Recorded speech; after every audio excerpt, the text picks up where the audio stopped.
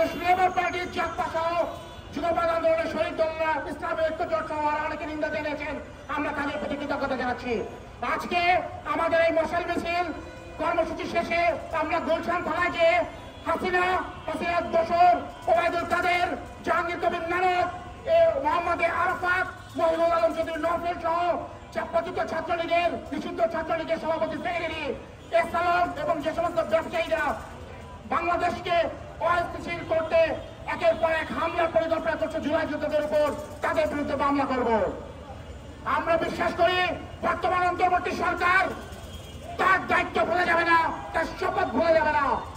হাজারো শহীদের রক্তের বিনিময়ে যে সরকার যে শপথ নিয়েছে একটি গণতান্ত্রিক প্রক্রিয়ায় নির্বাচনের মাধ্যমে গণতান্ত্রিক সরকারের কাছে ক্ষমতা হস্তান্তরের যে শপথ অন্তর্বর্তী সরকার নিয়েছে সেই শপথ থেকে তারা পিছু হবে না। আমরা দাবি রাখতে চাই অবিলম্বে আওয়ামী ফ্যাসিবাদের প্রত্যেকটা দোষরের বিচার করতে হবে। টেকনাফ থেকে তেতুলিয়া, মসজিদ থেকে মাগরিব পর্যন্ত আওয়ামী ফ্যাসিবাদের শেষ দোষরটির বিচার না হওয়া পর্যন্ত এনডিএ নেতা কর্মীরা ঘরে ফিরে যাবে না ইনশাআল্লাহ। আগামী জাতীয় সংসদ নির্বাচনকে ঘিরে ষড়যন্ত্র অব্যাহত রয়েছে। এছাড়াও বাংলাদেশের জনগণের লুটপাটের অর্থ খরচের মাধ্যমে এখন তারা দেশকে অস্থিতিশীল করার ষড়যন্ত্র করছে। আমরা এনডিএ এবং যুগপৎ আন্দোলনের শরীর সকল দল, বাংলাদেশ জাতীয়তাবাদী দল বিএনপি নেতৃত্বে যারা রয়েছে, প্রত্যেক জাতীয়তাবাদী দেশপ্রেমিক শক্তি আওয়ামী ষড়যন্ত্রের তাক ভাঙা জবাব দেব ইনশাআল্লাহ।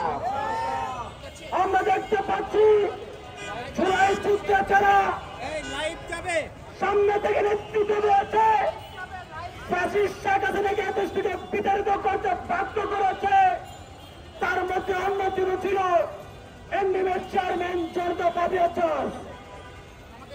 খুনি শেখ হাসিনার আত্মীয় টিলিপকে মন্ত্রিত্ব ছাড়া করেছে এনডিএর চেয়ারম্যান পাবিয়াচার। সেই হুশনের কারণে আজকে পাবিয়াচারের উপরে হামলা করার চেষ্টা করছে। আমরা এই মুহূর্তে সুস্পষ্ট কিছু দেখতে যাচ্ছি। আমরা সকাল থেকে সরকার যেরকম 1-1.5 বছর ধরে ঢিলাঢালা তাদের ঢিলেঢালা অ্যাকশন দেখা যাচ্ছে, সেটাই কন্টিনিউ করে যাচ্ছেন।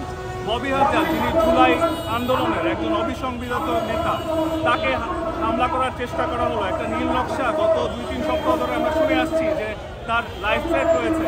সরকারের আমরা কোনো পদক্ষেপ, দৃশ্যমান কোনো পদক্ষেপ এখনো দেখতে পাচ্ছি না। আমরা তাদের কাছ থেকে সুস্পষ্ট দৃশ্যমান কোনো পদক্ষেপ দেখতে যাচ্ছি।